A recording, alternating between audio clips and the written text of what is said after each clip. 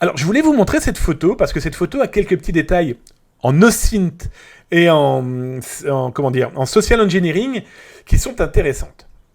Ces informations, je vais vous les montrer tout de suite. C'est que d'abord, la table, le pirate utilise toujours la même. C'est très intéressant parce que du coup, si vous faites des recherches sur des documents liés à la fraude bancaire, etc., et que vous voyez apparaître cette table, c'est pas dit que c'est le même personnage, mais c'est déjà un signe intéressant. Ensuite, vous avez le sol, ici. Qu'on le veuille ou non, le petit parquet stratifié plus la table, si ça apparaît sur d'autres photos, eh bien c'est un élément qui pourrait vous intéresser dans votre enquête, dans votre OSINT.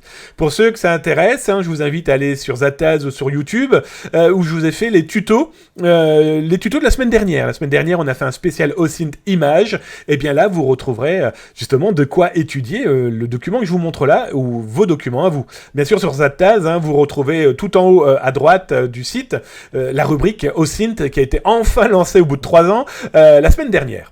Autre élément très intéressant, potentiellement les informations sur les cartes bancaires. Oui, bon ça pourquoi pas. Intéressant aussi, monsieur utilise un Mac. Et à première vue, il est intéressé par quoi ?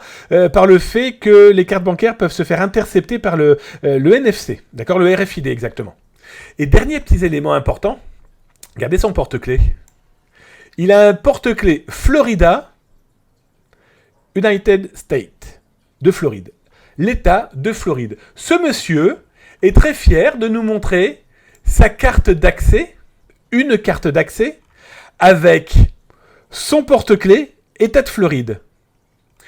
Là, vous avez son briquet. Ça veut dire que ce monsieur ou cette dame fume.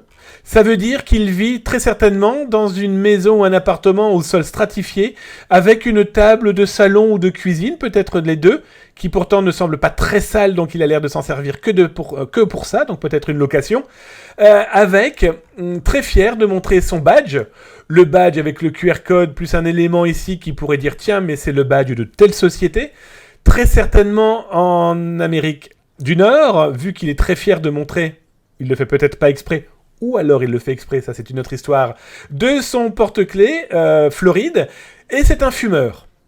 Un élément intéressant, qu'est-ce que c'est que ça ? Moi j'en sais rien. Mais votre OSINT, les outils qu'on utilise, bon je vous cache pas que j'ai trouvé, mais justement avec les outils que je vous ai montrés la semaine dernière, c'est ce qui m'a permis de trouver. Autre élément aussi, les petites clés utilisées, clés de boîte aux lettres, etc., etc. Voilà, c'était un moyen de vous montrer par rapport à ce qu'on a fait la semaine dernière sur l'OSINT. La photo qui est là nous révèle énormément d'informations. Donc, fraude à la carte bancaire, je vous ai expliqué comment il faisait, et puis par ce petit exemple-là, ça permet de se dire, et très certainement je pense que les enquêteurs le font, et l'ont fait largement avant Zataz, pour tracer un petit peu le bonhomme. Alors, petit détail intéressant, son Mac est ici, d'accord ? Très intéressant aussi, c'est les autocollants qu'il a sur son Mac. L'OSINT d'image, la semaine dernière, a permis de définir cette marque. Bon, c'est pas bien compliqué, merci au logo. Et ici, ça a été un petit peu plus compliqué pour moi pour le retrouver. Mais on a retrouvé à quoi correspond le logo qui est ici. Voilà, etc., etc.